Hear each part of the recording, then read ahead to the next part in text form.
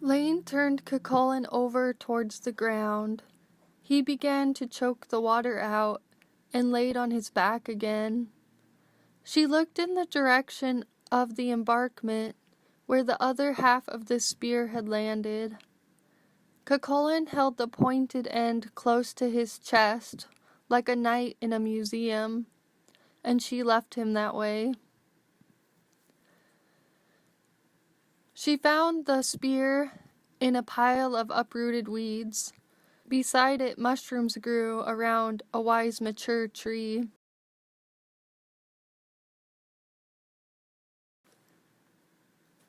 The tree must have experienced a wild and rapid fertile time, because she saw new branches shooting straight up from the older limb, and the whole tree blossoming in white flowers.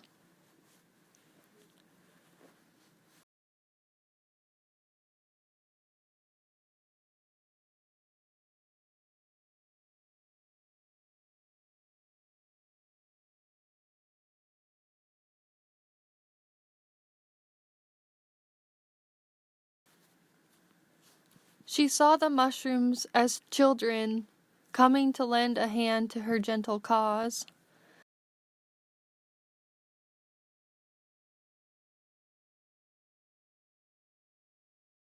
On the wall were their handprints.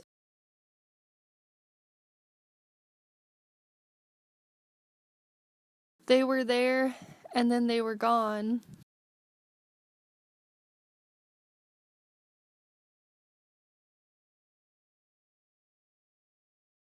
This is not just child's play, Laine realized.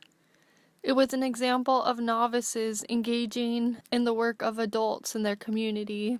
One source about children from the Iron Age said they made stone tools and produced hundreds and thousands of stone flakes as they transitioned from novices to experts.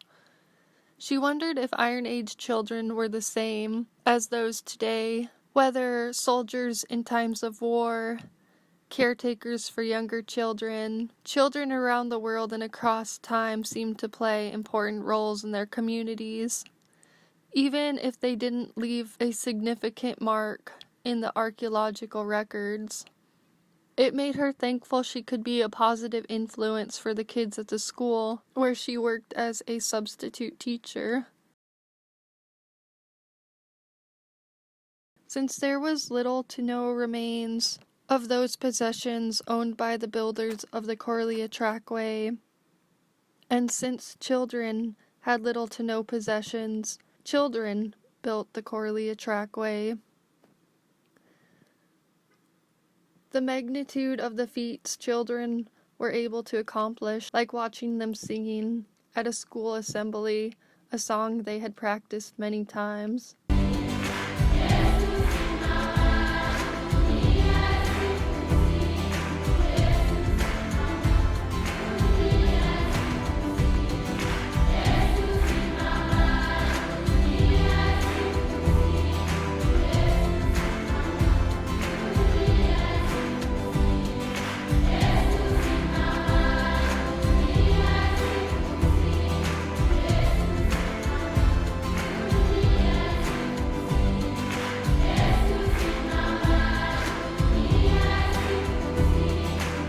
She winced when she touched the spear, and the pain in her eye seemed to grow worse.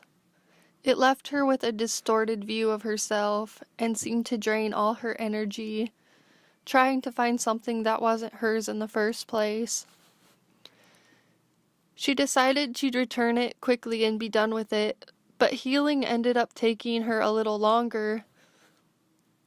"You should go scouting for morels up Rye Creek. I know where there's got to be a ton of them," Mom's friend said on a trip back to Montana.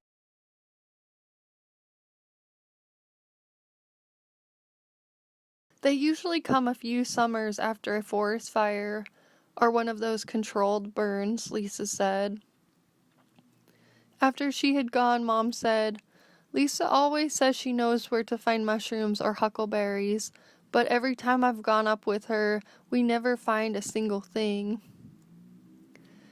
"You sort of come across them when you're not looking," Mom said.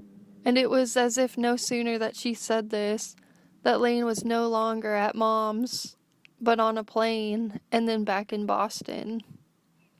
If some things came to her any sooner than they did, she figured she wouldn't have the willpower or maturity to handle them, and affirmed that her opportunities were there for her now. But in real life, she didn't seek revenge on Max. Max was a real person Cuchulain represented in the Cattle Raid of Cooley myth. Besides, revenge never pays the bills. She kept hearing Grandma Mariella's voice in her head saying.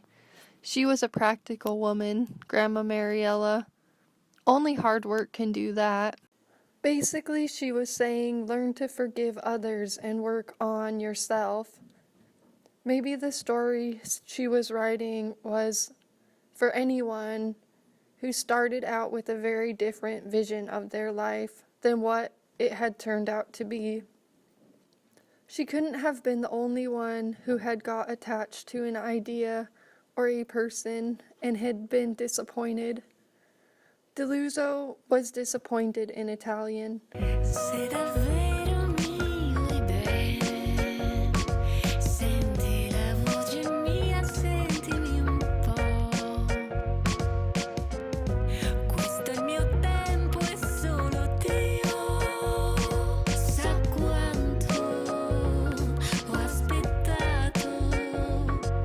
Disappointment can feel so great at times, but it wasn't over yet.